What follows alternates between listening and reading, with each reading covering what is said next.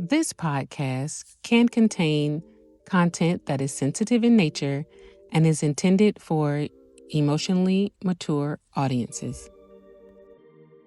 Welcome to Kindness as Prevention, a special October community prevention education and wellness podcast mini-series in recognition of Domestic Violence Awareness Month. I am your host, Jharman Leitner, scientist, educator, and PhD candidate in developmental psychology. Thank you so much for tuning in. This week, we're moving into the spaces where we spend so much of our lives, our schools, and our workplaces. From bullying to harassment, power imbalances can mirror the same patterns of harm we see in domestic violence. But kindness, respect, and accountability can shift those patterns. Today, we'll talk about how kindness in these environments can protect, empower, and prevent harm before it takes root. School violence usually isn't addressed until there is a mass shooting at a school. This is when the community becomes upset and outraged about violence against children in schools. School violence isn't domestic violence, but it is a type of violence that impacts children and can be perpetrated by a fellow peer or a teacher or other leader or staff member on site. Violence happens to children on a daily basis in the form of bullying and harassment. Yet it is overlooked and under addressed when it comes to the safety and well being and the protection of children. In December of 2020, CBS News posted an article, and a part of the statement in that article read 8-year-old died by suicide after being persistently bullied. This article highlighted the tragic death of a young boy who hung himself after being consistently bullied across 3 years at his elementary school. This is elementary school, y'all. He had almost made it out of the formative years, but he didn't because of the violence that was allowed to happen to him. Yes, this was permitted. The school was charged with intentional and negligent infliction of emotional distress and failure to report child abuse. Ignoring violence tends to mean that someone is complicit in their silence. This young boy was a member of a marginalized community, and marginalized communities often experience microaggressions and macroaggressions on a regular basis. Did you know that some research studies for children ages 5 to 11, in cases where there was suicide, 30% of those had documented violence in their childhood? An 8-year-old child is a very young age to take your own life. Would you agree? The pain of this child's past and current experiences were too much to bear, and he saw his only way of escape to be death. Suicidal thoughts are a negative outcome of being a victim of violence in childhood and maybe even later on in life. Yet, children who may have experienced violence in their childhood and have to go home to violence every day are going to school regularly and experiencing violence, which is only compounding the problem. It is not helpful, it is harmful, it is detrimental, and there has to be a shift in our thoughts about violence, the acceptance of it, and the dismissal of the accountability for it. A culture of kindness in the school would have protected him, therefore preventing violence against him and the mental health distress.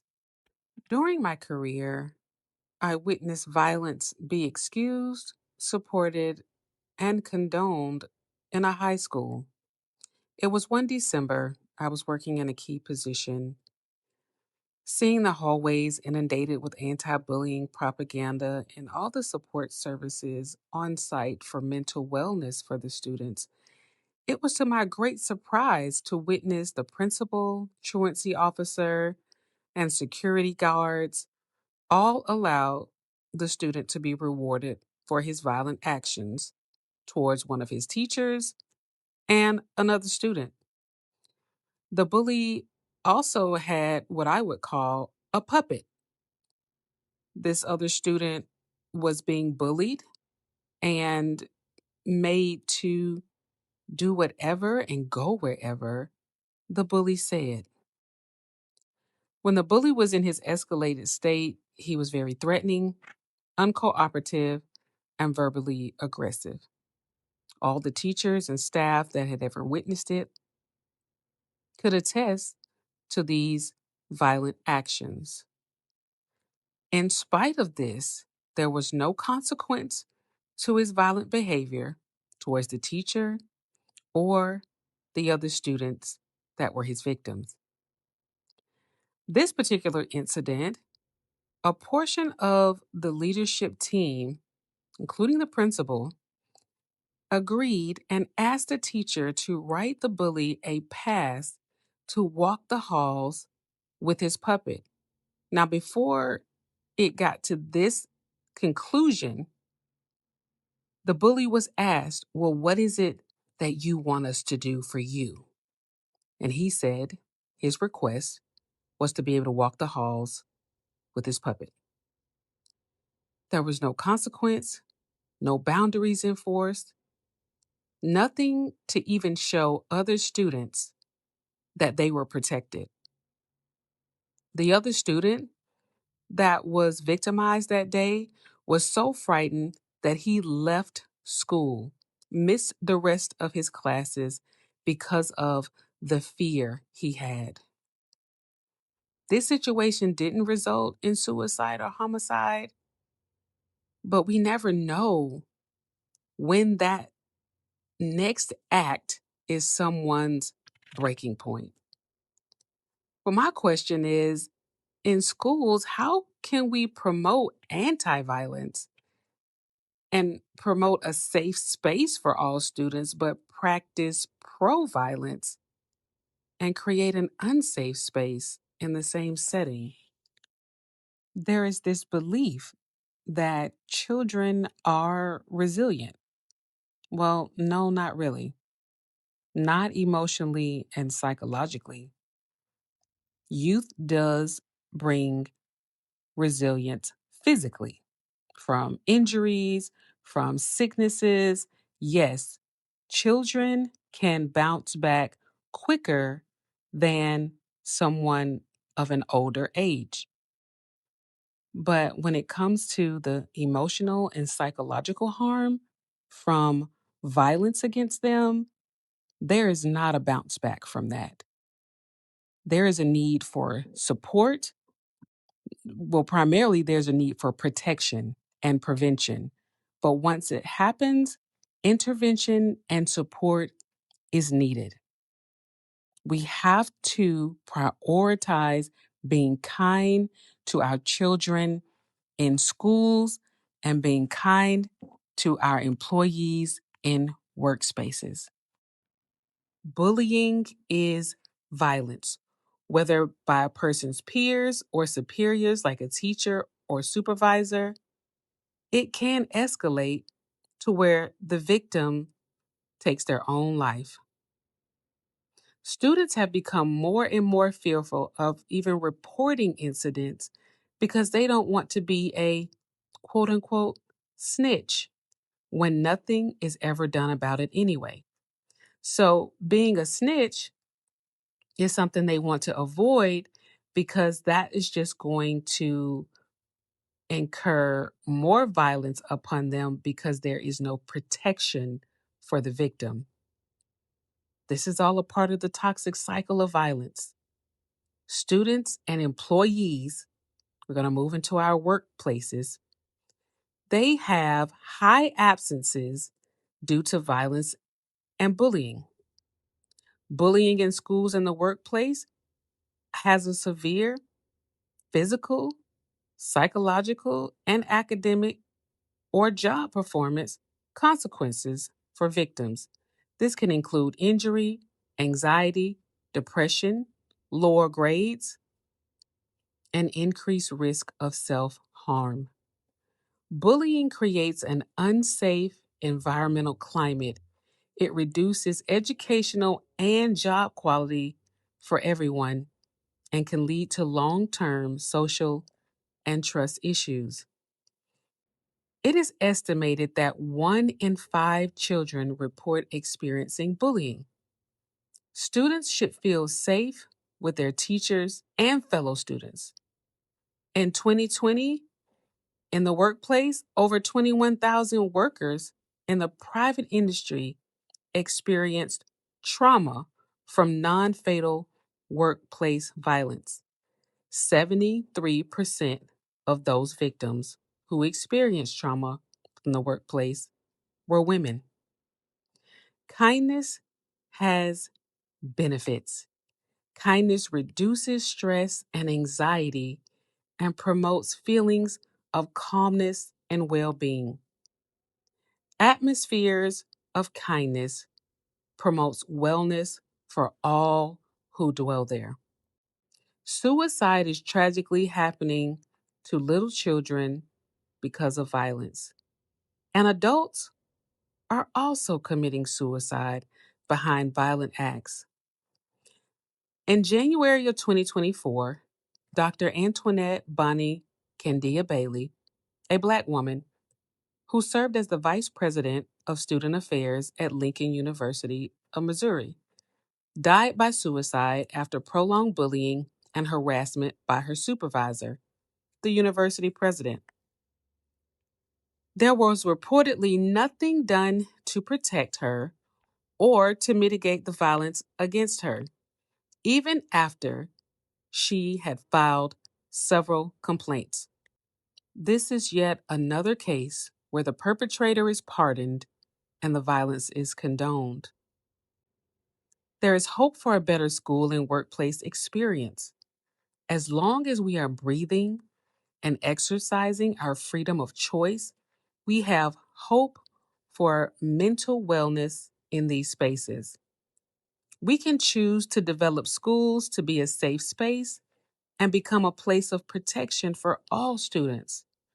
Our workplaces have the capacity to improve the emotional climate of the leadership and staff, free of bullying and harassment, all with a decision. Our schools and workplaces cannot afford to spew violence and allow it to happen.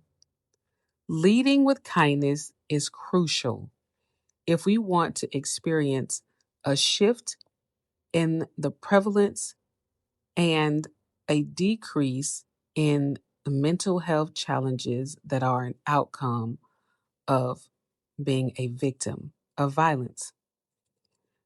Last year, my daughter witnessed a paraprofessional in one of her classes lean into a group of students who were not even his responsibility. This paraprofessional was assigned to one student, yet he took it upon himself to assert his authority and power as a staff member to correct and try to control any student in the classroom. My daughter said he towered over these girls in a threatening posture and said something very frightening and inappropriate to them. He told them to stop throwing paper. I mean, he didn't say it in that way, but he used profanity. And granted, the students were being silly, but it was a mutual playful moment for the kids.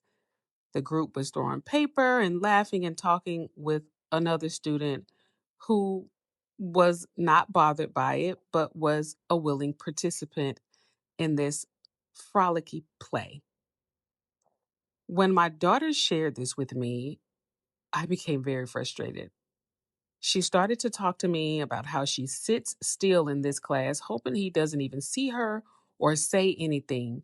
And I'm like, oh no, you should not have to go to class every day scared that this adult is going to say something harmful to you. And as a parent, I asserted my position and reported him to protect my daughter and who witnessed it and the other students who were victims of it. And according to my daughter, his behaviors changed. So he was reprimanded or talked to. Something happened because there was a shift in his actions from that point on. And I wanted to model that for my daughter and be supportive emotionally to her and her experience. That is so key to a healthy parent child relationship as well. I'm going to put a plug for parent child relationship here. Being emotionally supportive and coming into your child's experiences, their world, their life journey as they need you throughout developmental stages in their life. That is so good and positive for parent child relationship as they grow into adulthood. Schools and workplaces contribute to the cycle of violence and mental health crisis by not protecting students.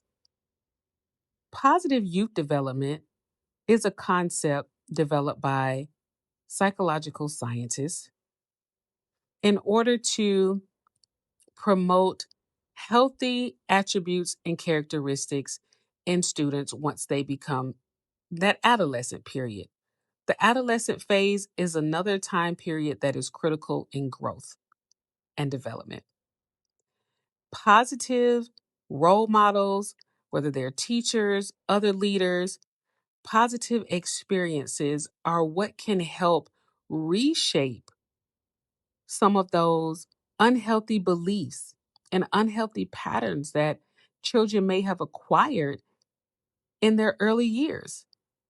So, positive youth development can help to begin to turn that around and give children a healthier outcome on into adulthood. Even in the workspace, professional development, professional guidance should prioritize safety and kindness, and workers will begin to increase their productivity, and it will be a, a place that workers desire to go to. Teachers, principals, managers, supervisors, security guards, CEOs, presidents, team leads, and any other leadership positions in schools and workplaces have the power to set the tone of how people will be treated and the types of actions that will not be tolerated. An increase in academic performance and positive social connections in schools, as well as improved worker productivity in the workplace, can be achieved when those with superiority over others cultivate safety and lead with kindness. This podcast is sponsored by Be Well Consulting, a psychological health and wellness consulting firm dedicated to changing the emotional climate of relationships and improving relationship health across environments. Whether it is in the home, on the job, or in the community, Be Well is here to support your needs in improving relationship health for individuals, couples, families, and businesses. Connect with us on Instagram at ConsultBeWell or access our website link in the description. If you are experiencing any type of distress, are in a violent relationship, or believe you are a perpetrator of violence, you can call or text 988. 988 is not just for suicide and severe crisis. 988 is available for any moments in mental health you experience. If you are a victim of domestic violence, support groups can be very beneficial for your healing. Living Waters of Hope has an online domestic violence support group called Oasis. If you are a perpetrator of violence, seek professional support services. Depending on the area you reside in, there may not be many local support groups for perpetrators, but there are some online. And whether you have experienced violence as a victim, perpetrator, or never experienced it, I encourage everyone to learn what is healthy versus unhealthy in mental and psychological health from professionals in the field. This will provide you with a better understanding of what you personally need to establish and maintain psychological health. Thank you for tuning in. Let's remember that kindness in classrooms and workplaces doesn't just make life easier. It creates cultures where safety and dignity are the norm. Share this episode with a colleague or educator, and let's work together to build spaces where kindness is stronger than harm. Join next week as we explore the most desired human connections in adulthood. Kindness in romantic relationships and friendships will touch on how violence in these most intimate spaces numbs trust, intimacy, and vulnerability, some of the most vital and powerful components that result in high-quality adult relationships.